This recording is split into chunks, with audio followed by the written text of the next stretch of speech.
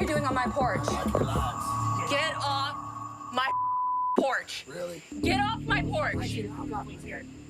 You opened the gate onto my property. It's my gate. You put a lock on it. Malvern, Arkansas is a small, friendly town. And when 37-year-old Serena Saylor moves into the area to be closer to family, she decides it will be a good place to put down roots, so she buys a 2-bedroom home. I'm living in this really peaceful neighborhood. My house is incredibly special to me, especially having grown up very low income, to be able to get to the point where I was able to buy a home on my own. That's my cat. After 5 happy years, a neighbor moves in. All I'm really noticing is that he's home all the time. If I was to describe him, I'd say he's just like a really rough-looking average Joe. He had like a buzz cut. The only thing dividing property was a fence line that belonged to the neighbor. I mean, I would see him in his backyard and he would see me in mine, but I'm a fairly private person. Up until everything started getting weird, I don't even know if I said more than 2 words to this guy. However, one day Serena sees something strange in her backyard, and from that day on, she starts making videos and sharing them online for support. So I'm a little concerned right now. In fact, I'm shaking. I looked out my window and I see this and I'm like, I couldn't believe it. Put up this fence, he cut the wire and put this other one in that has access to my yard. Why? I'm legitimately scared. Why did he do this? Serena is not exactly sure where her property line is, as she doesn't have her own fence. However, she decides not to confront the new neighbor, as she's worried how he may react. But soon things get even more creepy. I haven't been outside since I recorded that video hours ago. I did hear the neighbor outside earlier. I did not look outside. And gate's wide open. A roll of toilet paper. What? I'm documenting this gate being open. I am closing it, and I'm going to see if I have a lock. With the gate being open, with that toilet paper roll there, I knew he must have come onto my property. This was definitely very purposely opened, because that did not just magically fall open.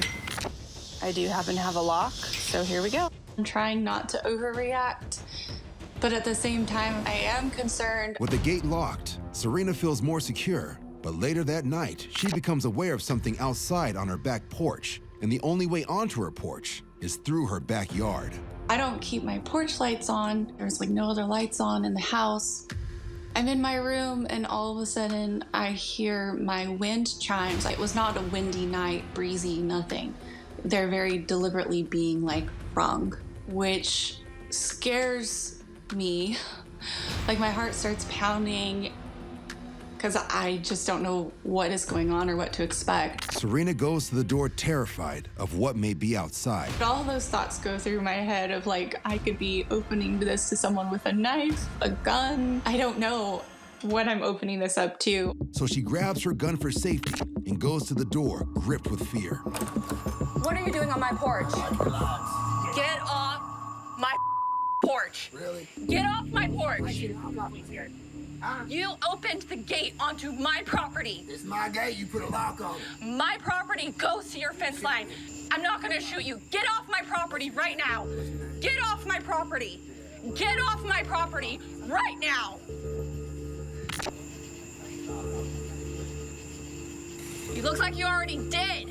Stay off my property. I did feel good about the fact that I could get him off my property and that he left, but it was very short-lived because I knew this fight wasn't over. In the next few weeks, Serena's neighbor continues to trespass on her property. Will you please get off my property? You're not supposed to be over here. Don't ever come on my property again! Serena installs an 8-foot-high fence so her neighbor can't invade or even see into her backyard. I has a fence. But there's a gap in the fence between their properties that her neighbor is exploiting. My crazy neighbor was coming through that gap, and that's how he was accessing my backyard so easily still. Why are you on my property? Please get off my property. You've already had an official warning from the police. So I put up a barrier to protect that. He kicked over that barrier. Serena is terrified as her neighbor is carrying a stick. That's when I called the police and he got an actual trespass charge. And the next night, he kicked in my front door in the middle of the night. This time, the neighbor goes round the front of the house and kicks Serena's front door until it's damaged. Serena is sleeping, so she doesn't record the vandalism and only wakes up to see him running away. However, her mother, who is staying with Serena to make her daughter feel safer, films the aftermath. There's no way to even lock it now? No. Oh, great. That was probably the scariest thing. 2:40 in the morning, and all of a sudden you just hear this shattering sound. After this incident, the neighbor is arrested and charged with criminal mischief and assault. He's currently awaiting trial. Serena takes out a restraining order against her neighbor, so she's more confident he will not trespass again. My neighbor apparently thought that I would make an easy victim and an easy target, but he definitely chose incorrectly. And to make doubly sure, she fixes the gaps in the fence. I am a badass woman. I'm not gonna lose what I have worked for so many years to someone like him. It's halftime at a Kentucky high school basketball game between two neighboring rivals. What starts off as a playful fight between the two schools' mascots, a ram and a bulldog, quickly turns into a real brawl. Rabid fans in the student section cheer wildly as the ram and bulldog trade blows near mid-court. The mascot melee spills down to the end of the court, and it appears the bulldog has the upper hand. The halftime entertainment, though, is over as quickly as it started when, who else? A teacher comes over to break up the tussle between these two neighboring mascots. So we're going to say it's a draw between the ram and the bulldog from Kentucky.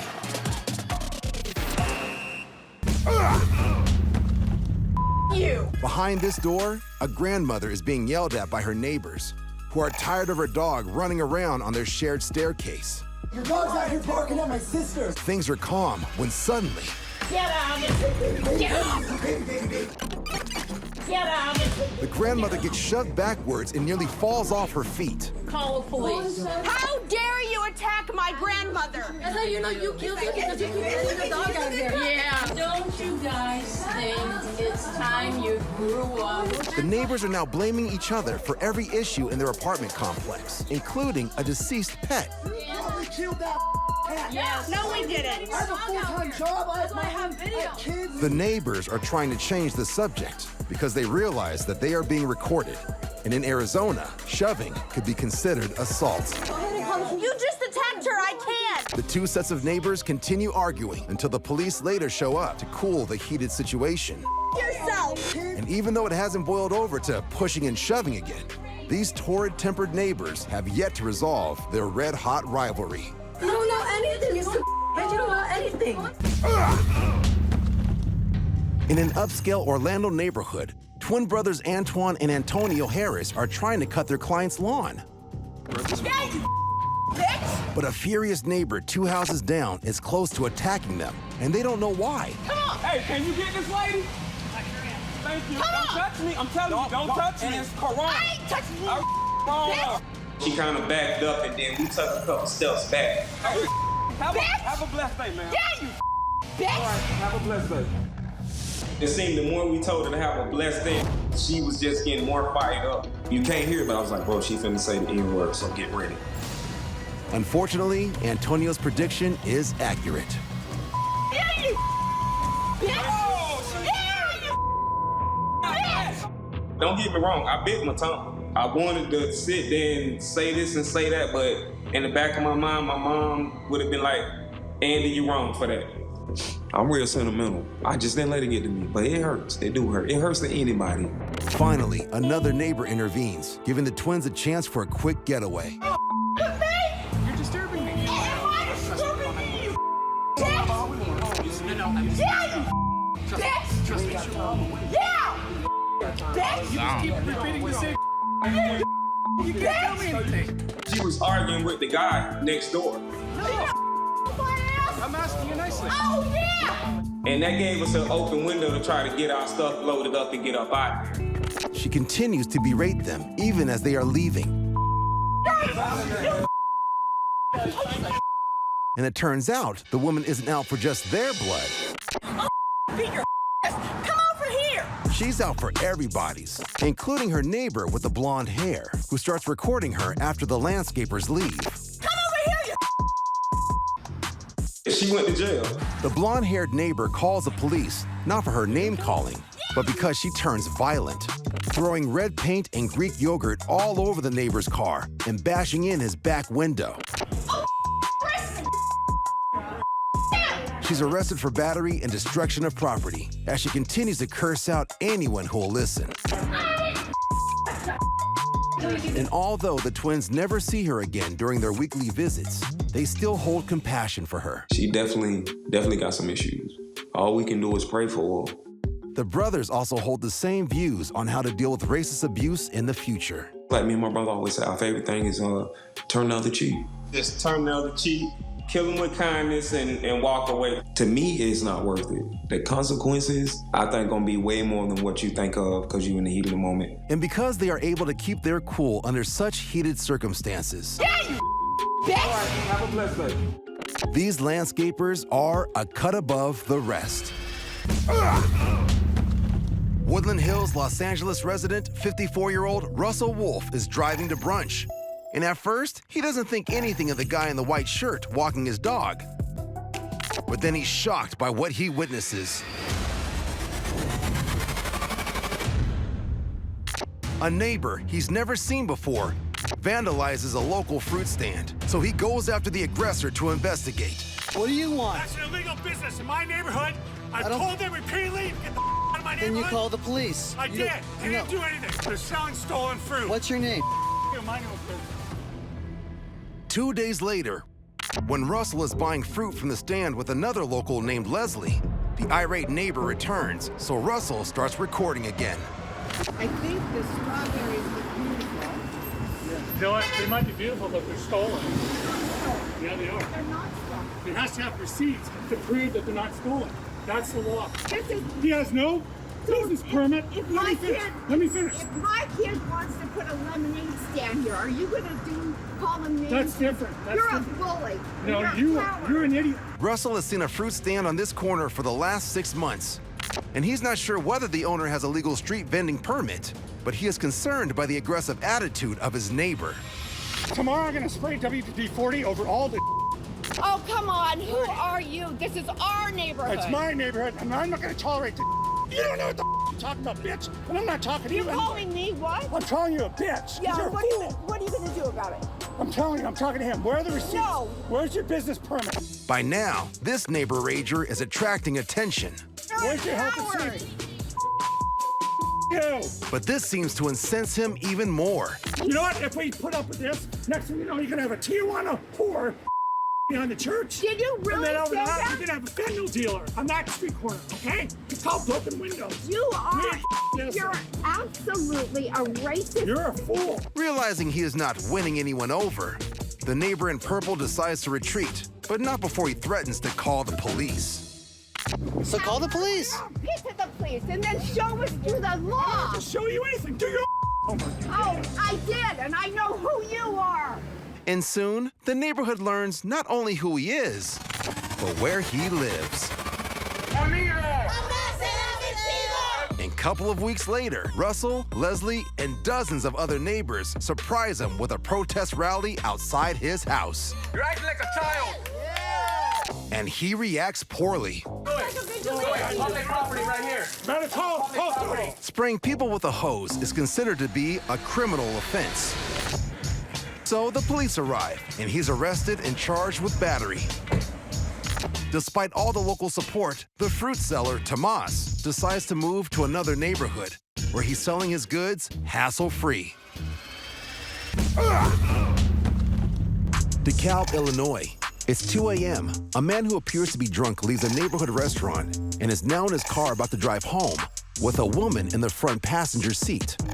I don't know, but I'm gonna record this.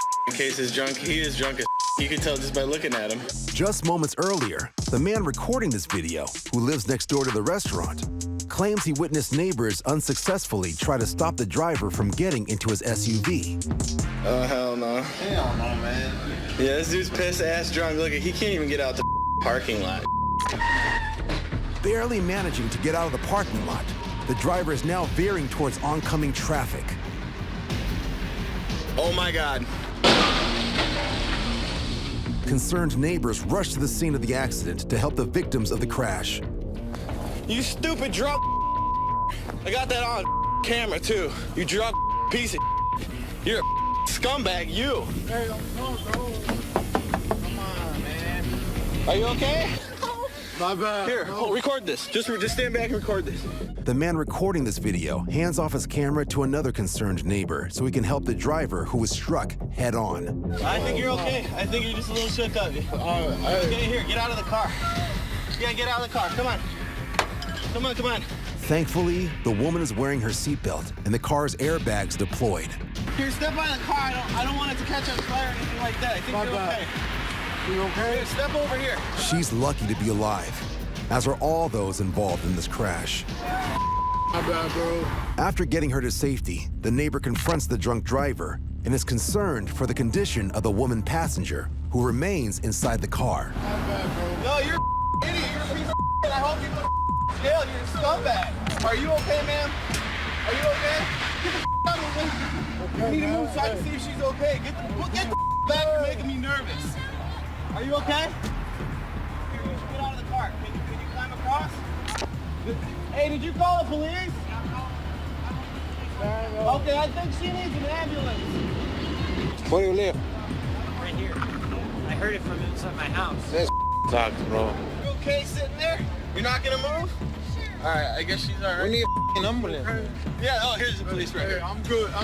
No, you ain't good. You're going to jail. I don't care. Here. Just doing Where's she good? Is my girl good? I guess. That's really weird that you would question that now before your drunk ass got in the car and drove. I saw you get in the car. Police, firefighters, and paramedics soon arrive on the scene and provide medical assistance to the injured victims. Both women are treated for minor injuries and brought to a local hospital for further evaluation, while police put the slurring driver through a sobriety field test, which he fails miserably. DeKalb police charge him with a DUI over .08, and a failure to yield turning left. The driver is fortunate he didn't kill anyone, including himself. A sobering reminder to everyone: never drink and drive, and stop your neighbor if they try to do so. Ooh, I am pissed. New Zealander Sasha Poldma has a problem.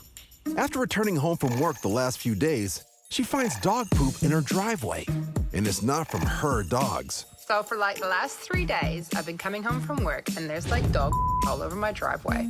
My dogs are in their kennel during the day when I'm at work or on the other side of the house. Like they don't roam. They're not roaming dogs. To solve the mystery, Sasha sets up a camera to catch the culprit in action. So I set my iPad up to take a video of what's been happening during the day.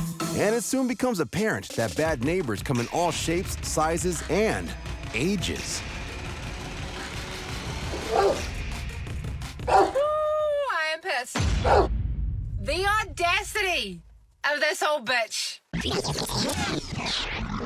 This lady from next door comes with the on her shovel.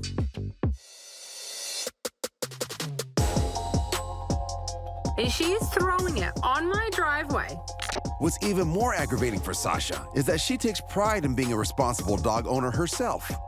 Oh, look, my dog's taking a I'm about to pick it up. I don't even walk past her house. I go the other way, and I use freaking doggy bags, man. There are other dogs in this neighborhood, lady. I have a plan.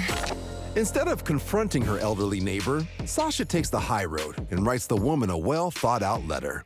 She informs her neighbor that she's been caught on camera and that the police will soon be notified. Sasha's also sending along a little gift with a letter to return the favor. It's like the middle of the night, and I've clipped this note to like 4 bags of that I picked up from her, and I'm going out into the dark and put them in her mailbox. I am so scared. In Okay, you can't see anything, but I just put it in her mailbox. I can't believe I did that. That is not me. But I am so offended. With the parcel now delivered, the following morning, Sasha's revenge plan begins to unfold. I'm gonna see if she's got the dog food out of her mailbox yet. Okay, it's not in there. Oh my God, I'm gonna go check my camera. Here she is. So she goes to the mailbox and she picks everything up. She's like, what the hell? Sasha's scheme has worked. But just as she begins to fill out trespassing complaint forms given to her by the police, there's one last surprise in this neighborhood war. I'm gonna fill it out. And someone's here. Holy crap, she's at my door. Oh, hello. Can you spare a moment? Yeah, sure. I am so sorry that I mean, I felt quite sick and horrible after I did. Yeah. So. Well, you can imagine how I felt coming home. I was like, who's doing this to me? I haven't done anything. In an unexpected twist, the neighbor gives Sasha the best of gifts, an apology. Turns out, the woman mistakenly thought Sasha's dogs were the ones relieving themselves on her property. Really do apologize. Oh, well, thank you very much. I honestly really appreciate that. Maybe Sasha's onto something, and the pen is truly mightier than the sword when it comes to settling neighborhood squabbles. On the first day of lobster season, food blogger James Mizuki has just caught his lunch. These are two beautiful lobsters. We about to eat good. Jacob found a good spot for us to park. We're gonna set up the grill. Oh, take a look at our huge lobsters. While he and his neighbor Jacob prep their feast in a public parking lot, an unexpected visitor appears. How's it going? What are you guys doing here? We're doing a catch and cook. We're making some lobster rolls. Want to try it? No. And she soon becomes crabby. I want to see you leave. I want you to pack up and get the heck out of here. Okay, what was your name? Don't. My name's James. My name is I'm on the board, and if you're not out of here in a minute, I am calling the sheriff. Okay. It turns out that what the men think is a public parking lot is actually owned by an upscale homeowners association. We're just trying to pack up so we can get out of here. We'll throw this You're into the not trash. packing up. Pack it up! And this vigilant board member is angry enough to make good on her threat to call the cops. And we have some guys who are cooking. We're leaving. We're leaving private property. We're not bothering anybody. You're bothering me. Well, we're trying not to. We're not bothering anybody. I'm not intimidating. He's not trying to intimidate you. We're not bothering anybody. I'll bring suit against you. Why would you do bothering that? anybody. I would advise you to get the heck out. If you give us a chance, we're trying to. We're not bothering anybody. As the irate neighbor goes to leave, she suddenly does something shocking. Whoa, sit. You are. Oh my. Oh, look what she just did. Oh my. The neighbor's tantrum has destroyed most of James and his neighbor's meal, not to mention the 4 hours of diving and cooking. There she goes. Ooh. And that's the remainder of our lobster rolls. The pair never cross paths with the lobster roll wrecker again. Wow, I can't believe that just happened. But James finds sympathy online when the video was viewed 20 million times. So sad. We got it on video, I'm pretty sure. And as these hungry neighbors head downtown to grab some tacos, it becomes clear they've made a narrow escape. There goes the sheriff that she called. Hey, we're leaving just in time. It's an overcast afternoon in DeSoto, and even though it isn't storming, a bag comes raining over the fence, followed by a hooded man. But he isn't just any old neighbor jumping the fence to retrieve a football. He's looking to break into an empty house. He jumps down from the wall, seemingly confident there's no one home. But what he doesn't realize is the homeowner is watching him through their security camera. The thief is caught completely off guard when the homeowner addresses him through the security system and does his best to improvise some kind of story as to why he's creeping around the neighborhood. I just come here trying to sell y'all some of these gift cards for Christmas. I just want to know if y'all needed any.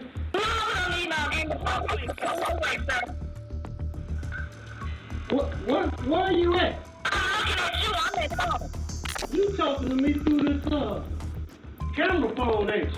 Looking to change the subject, the intruder tries to discuss the impressive technology that caught him red-handed before things take a threatening turn. If you don't come to the door by the time I count to 10, I'm gonna come on in there and get what I need to get. Having heard enough threats, 1.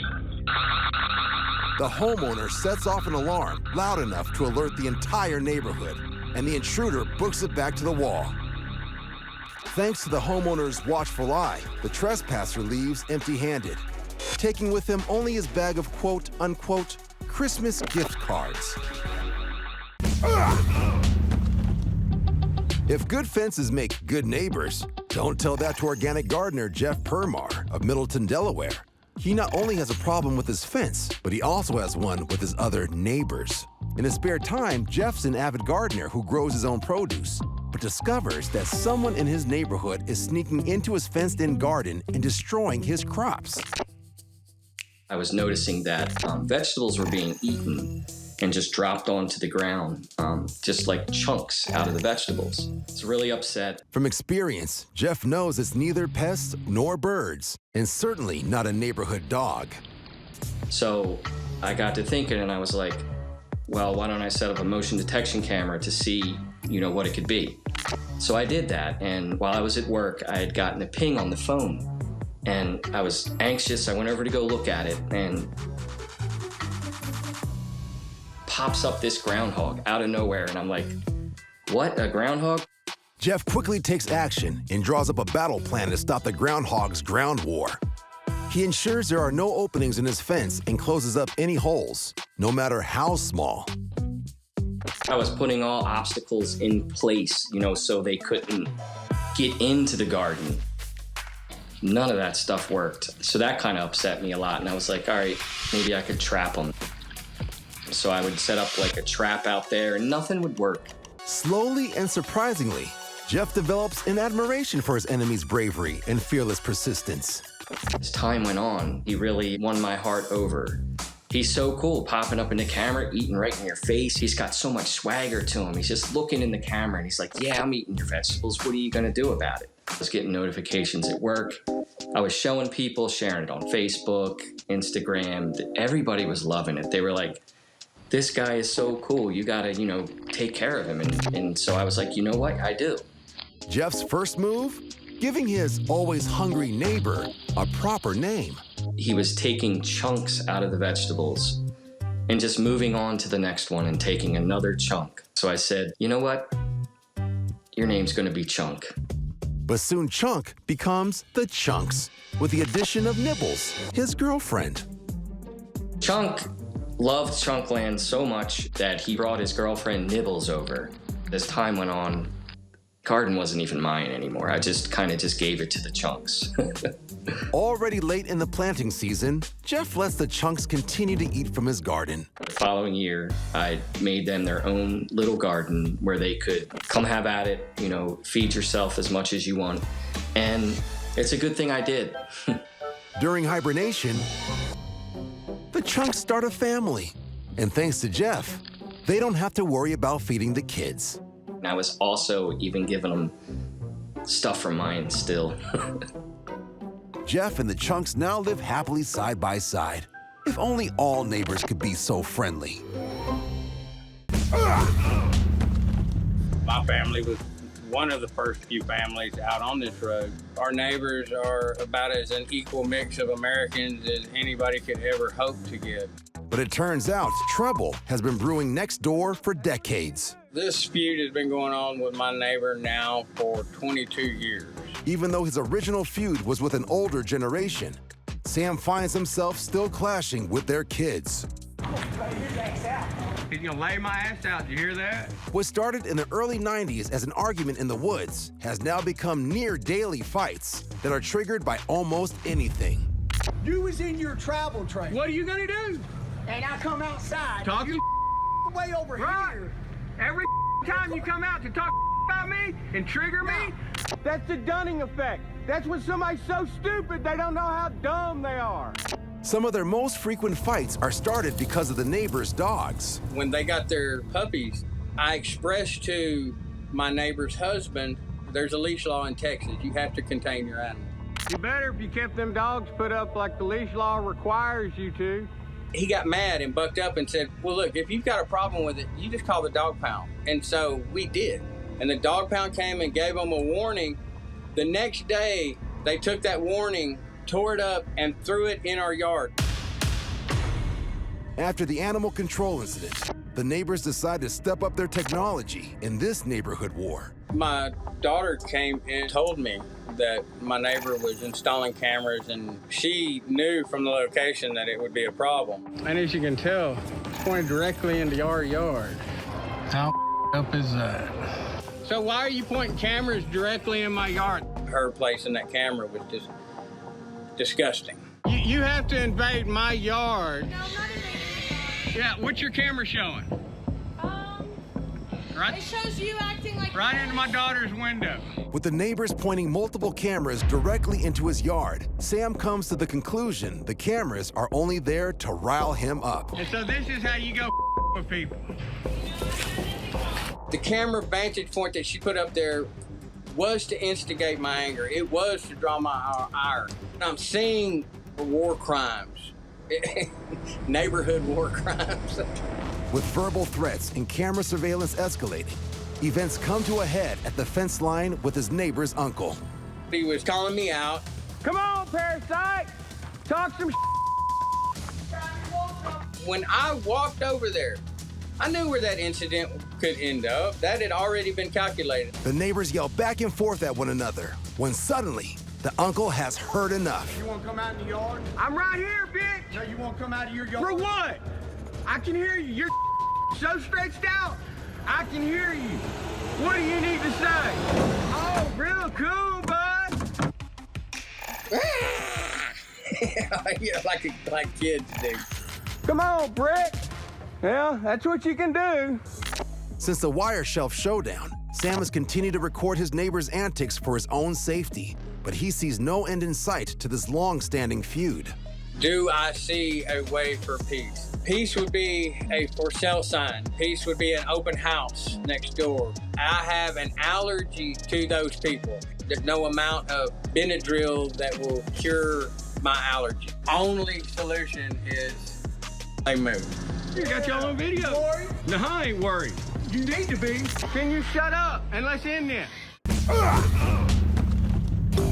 We always hear about legitimately feuding neighbors here on Neighborhood Wars. You're trespassing. Property line. But some wars between neighbors are actually all in good fun.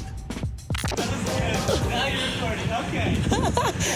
Like this neighbor who is thinking out of the box by getting into the box as he waits for his neighbor to appear.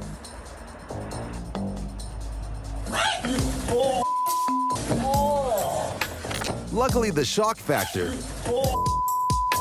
doesn't seem to dampen their neighborly spirit. And then there's this neighbor who looks as if she's on her way to a costume party. She even has the Elvis moves. But in fact, her friends next door are away, and she's just feeding their dog. After that, this joker, or her husband, come dressed up in different costumes every day, knowing that their neighbors will enjoy seeing it on their doorbell camera. Until the final day, when the husband appears to tire of the gag and turns up in his regular clothes. But when he leaves, this new risque look proves that a neighbor can feed a dog and learn new tricks.